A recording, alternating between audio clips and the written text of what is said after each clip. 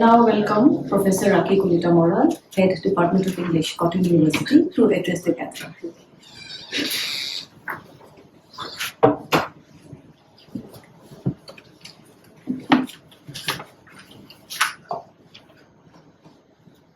Thank you, Kalpana.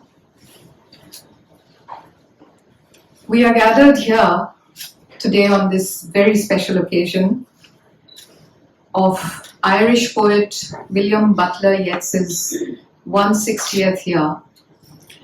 And I have the privilege of greeting everyone this afternoon at Cotton University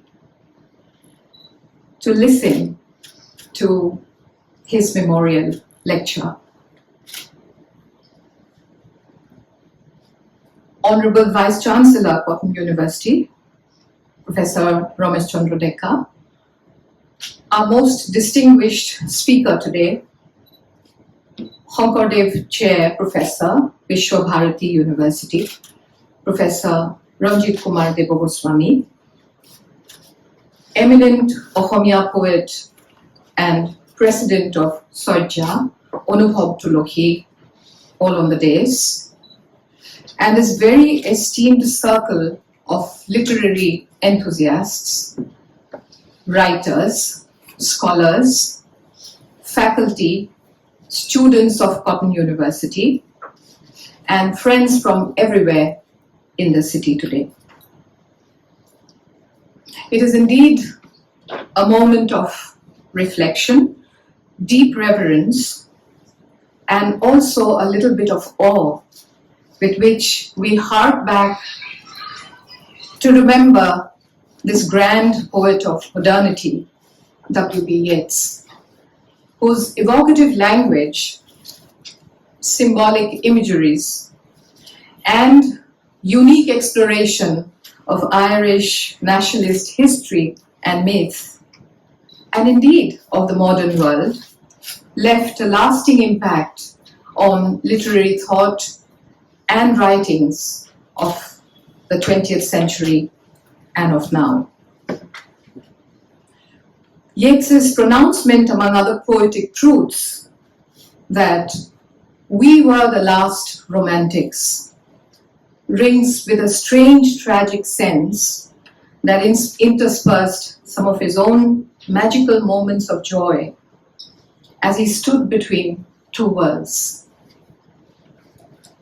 He was the poet who gave us some of the most stunning, even apocalyptic utterances, while embracing the anguish of a changing 19th century world at the threshold of something new awaiting in the very first decades of the fraught 20th century, even as he looked behind at a compelling past, always staring at the impossibility of belonging to either. All changed utterly, a terrible beauty is born. It's never an easy task to speak of this preeminent poet and dramatist of the English language, whose translation of Gitanjali, Rabindranath Tagore's Gitanjali, is yet another facet of Yeats's modernity, straddling several civilizational cultures, as much as it is a testament to his deep engagement with the non-Western world, and the many critical intimacies that would be forged in the alliance he struck with Tagore.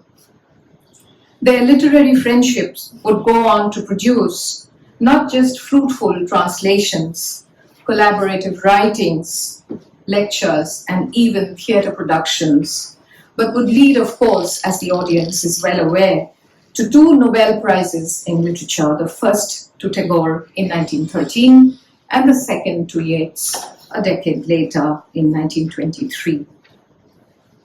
His long attempt and endeavour at shaping the Irish literary renaissance contributed to the broader development of Irish identity and culture, fueled by the Irish revival, and was to profoundly impact the Irish literary revival through his movement in Irish theatre.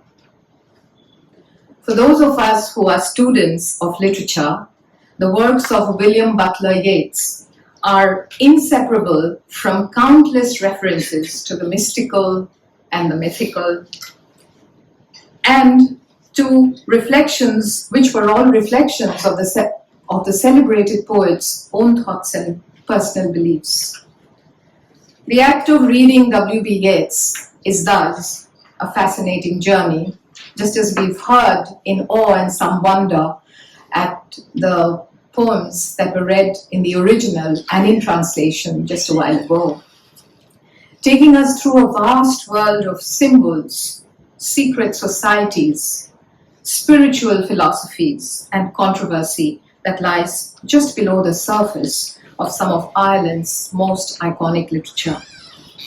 Yet Yeats influenced the English world, the literary world, like no other, and modernist literatures of the early 20th century bore the indelible stamp of Yeats as the forerunner to a new poetic, and easily became the best known ghost that haunted modernism. Yeats's connection with the changing face of literary culture in the early 20th century led him to pick some of the styles and conventions of the modern poets, of which I'm sure our distinguished speaker today will have a lot to elaborate upon. The modernists experimented with verse forms, aggressively engaged with contemporary politics, resisted the existing poetic conventions and traditions, and also rejected the popular notion that poetry is always lyrical and beautiful. In that sense, I think he came very close to his literary compatriot, T.S. Eliot, who had remarked that the essential advantage of the poet is not to have a beautiful world with which to deal. It is to be able to see beneath both glory and ugliness, to see the boredom, the horror, and the glory.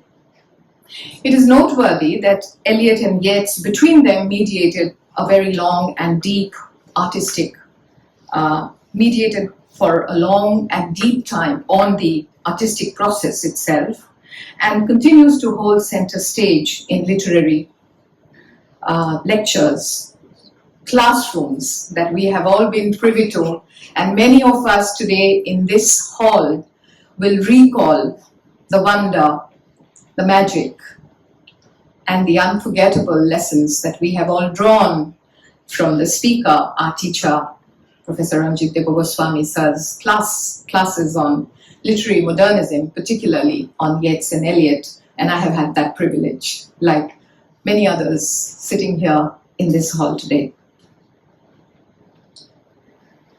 Today's lecture, titled almost enigmatically, and I would say cryptically, W.B. Yeats 160, promises to unravel many of those complexities and that world inhabited by this literary giant. And who better than Professor Ranjan Goswami sir to take us on a tour of that half-heard, half-hidden world. As another great poet of the 20th century had famously remarked, history may be servitude, history may be freedom. I have the absolute pleasure this afternoon to welcome you all once again to this moment that we've eagerly been waiting for. May I welcome Professor Ranjan Goswami sir to today's memorial event and to deliver his lecture entitled William Butler Yeats 160. I also wish to place on record on this occasion my deepest gratitude to the academic and teacher I have admired for very long for bringing us W.B. Yeats in this hallmark and significant year of the celebrated poet. I have a personal debt to Professor Ranjan Goswami sir, my teacher, both in the erstwhile Cotton College when I began as a young student of higher secondary science classes in the early 80s, and later at Guwahati University, from where I took my postgraduate degree.